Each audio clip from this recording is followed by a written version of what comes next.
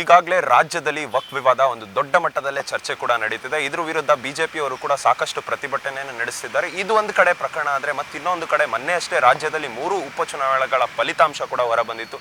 ಈ 3 ಉಪಚುನಾವಣೆಯಲ್ಲೂ ಕೂಡ ಬಿಜೆಪಿ ಒಂದು ರೀತಿಯಾಗಿ ಸೋಲು ಕಂಡಿದೆ ಮತ್ತು NDA ಅಭ್ಯರ್ಥಿಗಳು ಕೂಡ ಗೆಲ್ಲಿಲ್ಲ. 3 ಕ್ಷೇತ್ರಗಳಲ್ಲೂ ಕಾಂಗ್ರೆಸ್ನವರೇ ಗೆದ್ದಿದ್ದಾರೆ. ಇದು ಒಂದು ಮಟ್ಟದ ಬಿಜೆಪಿಗೆ ಸೆಟ್ ಬ್ಯಾಕ್ ಅಂತಾನೆ ಹೇಳ್ಬೋದು. ಬಿಜೆಪಿ ಅವರು ಈಗಾಗಲೇ ಮೂಡ ಆಗಿರ್ಬೋದು ಮತ್ತು ವಾಲ್ಮೀಕಿ ನಿಗಮ ಹಗರಣ ಆಗಿರ್ಬೋದು ಮತ್ತು ಇನ್ನೊಂದು ಕಡೆ ವಕ್ಫ್ನ ವಿರುದ್ಧ ಕೂಡ ಈ 3 ವಿರುದ್ಧ ಕೂಡ ಪ್ರತಿಭಟನೆಯನ್ನು ಕಂಟಿನ್ಯೂಸ್ಲಿ ನಡೆಸ್ತಾನೆ ಇದ್ರು. ಈ 3 ಪ್ರತಿಭಟನೆ ನಡೆಸಿದ್ರು ಕೂಡ ಯಾವುದೇ ರೀತಿ NDA ಅಭ್ಯರ್ಥಿಗಳಿಗೆ ಪ್ಲಸ್ ಆಗಿರಲಿಲ್ಲ. ಎಲ್ಲವೂ ಕೂಡ ಒಂದು ದೊಡ್ಡ ಮಟ್ಟದ ಸೆಟ್ ಬ್ಯಾಕ್ ಆಗಿತ್ತು ಬಿಜೆಪಿಗೆ. ಮತ್ತು ಇನ್ನೊಂದು ಕಡೆ ಈ ಇಷ್ಟು ಪ್ರತಿಭಟನೆಗಳು ನಡೆಸಿದ್ರು ಕೂಡ ಎಲ್ಲೂ ಒಂದೇ ಒಂದು ಕ್ಷೇತ್ರ ಕೂಡ ಗೆಲ್ಲೋದಕ್ಕೆ ಪಾಸಿಬಿಲಿಟಿ ಸಿಕ್ಕಿರಲಿಲ್ಲ ಬಿಜೆಪಿಗೆ. ಮತ್ತು ಇನ್ನೊಂದು ಕಾಂಗ್ರೆಸ್ ಕೂಡ ಗೆದ್ದಿದೆ. ಈ 3ನ್ನ ಯಾವುದೇ ಒಂದು ಆರೋಪಗಳು ಏನು ಬಿಜೆಪಿ ಅವರು ಎಸಗಿದ್ರು ಅಪೋಸಿಷನ್ ಆಗಿ ಆ ಎಲ್ಲ ಆರೋಪಗಳನ್ನ ಮೀರಿ ಕಾಂಗ್ರೆಸ್ನವರು ಗೆದ್ದಿರೋದು ಇದು ದೊಡ್ಡ ಮಟ್ಟ ಅಂತಾನೆ ಹೇಳ್ಬೋದು. ಮತ್ತು ಇನ್ನೊಂದು ಕಡೆ ಇದನ್ನೆಲ್ಲ ಹೊರತುಪಡಿಸಿ ಬಿಜೆಪಿ ಪಾಳೆಯದಲ್ಲೇ ಒಳ ಜಗಳಗಳು ಸಾಕಷ್ಟು ಹಿಂದಿನಿಂದನೂ ನಮಗೆ ಕೇಳಿ ಬರ್ತಾನೆ ಇತ್ತು.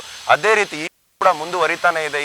ವಕ್ಫ್ ವಿರುದ್ಧ ಏನು ಪ್ರತಿಭಟನೆ ನಡೆಸ್ತಿದ್ದಾರೆ ಇಲ್ಲೇ 2 ಬಣಗಳಾಗಿ ಗುರುತಿಸ್ಕೊಳ್ತಾ ಇದೆ. ಒಂದ್ ಕಡೆ ವಿಜೇಂದ್ರ ಬಣ ಆಗಿರ್ಬೋದು ಮತ್ತು ಇನ್ನೊಂದು ಯತ್ನಾಳ್ ಅವರ ಬಣ ಅಂತಾನೆ ಗುರುತಿಸ್ಕೊಳ್ತಾ ಇದೆ.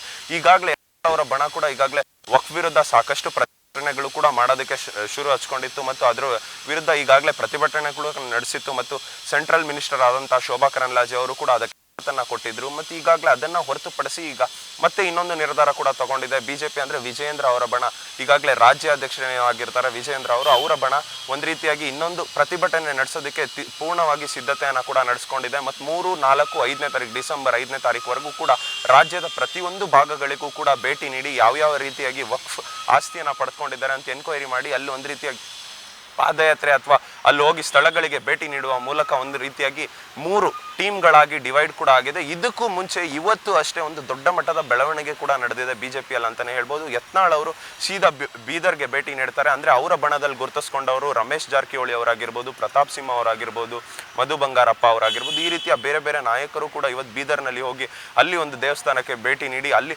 ಪ್ರತಿಭಟನೆ ಮಾಡಬೇಕು ಅನ್ನೋ ಒಂದು ಕರೆಯನ್ನು ಹೊರಡಿಸೋ ಹೊತ್ತಿಗೆ ಅಲ್ಲೇ ಇನ್ನೊಂದು ರೀತಿಯಾದ ಡೆವಲಪ್ಮೆಂಟ್ ಕೂಡ ಪಡೆದುಕೊಳ್ಳುತ್ತೆ. ಬಿಜೆಪಿ ಅಲ್ಲಿನ ಏನು ಬೀದರ್ನ ಅಧ್ಯಕ್ಷರು ಯಾರಾಗಿರ್ತಾರೆ, ಡಿಸ್ಟ್ರಿಕ್ಟ್ ಪ್ರೆಸಿಡೆಂಟ್ ಯಾರಾಗಿರ್ತಾರೆ ಅವ್ರು ಹೋಗಿ ಒಂದು ರೀತಿಯಾಗಿ ಇವ್ರ ಮೇಲೇನೆ ಹೋಗಿ ಕಂಪ್ಲೇಂಟ್ ಕೊಡುವ ನಿಟ್ಟಿನಲ್ಲಿ ಬಿಜೆಪಿಯಲ್ಲೇ ಇದು ದೊಡ್ಡ ಮಟ್ಟದ ಸೆಟ್ ಬ್ಯಾಕ್ ಅಂತಾನೆ ಹೇಳ್ಬೋದು.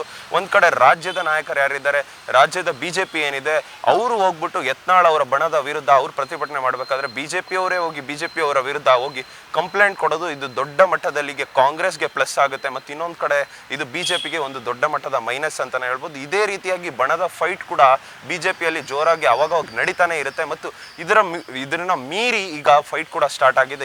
ಇವರ ವಿರುದ್ಧವೇ ಹೋಗಿ ಕಂಪ್ಲೇಂಟ್ ದಾಖಲಿಸೋದು ಒಂದು ದೊಡ್ಡ ಮಟ್ಟದ ಸೆಟ್ ಬ್ಯಾಕ್ ಅಂತಾನೆ ಹೇಳ್ಬೋದು ಬಿಜೆಪಿಗೆ. ಇದ್ರ ವಿರುದ್ಧ ಯಾವ ರೀತಿಯಾಗಿ ಹೈಕಮಾಂಡ್ ಕೂಡ ಇದನ್ನ ನೋಡುತ್ತೆ, ಯಾವ ರೀತಿಯಾಗಿ ಇದ್ರ ವಿರುದ್ಧ ಬ್ರೇಕ್ ಕೂಡ ಹಾಕುತ್ತೆ, ಯಾವ ರೀತಿಯಾಗಿ ಬಣಗಳ ಫೈಟ್ ಅನ್ನ ನಿಲ್ಸುತ್ತೆ ಅಂತ ಕೂಡ ಕಾದ್ ನೋಡ್ಬೇಕಾಗಿದ್ರೆ ಕ್ಯಾಮ್ರಾ ಪರ್ಸನ್ ಕಿರಣ್ ಜೊತೆ ಓಂ ವಿವೇಕ್, ಆದಿತ್ಯ ಕಾರ್ಲೇಕರ್, ಅಶ್ವವೇಗ ನ್ಯೂಸ್, ಬೆಂಗಳೂರು.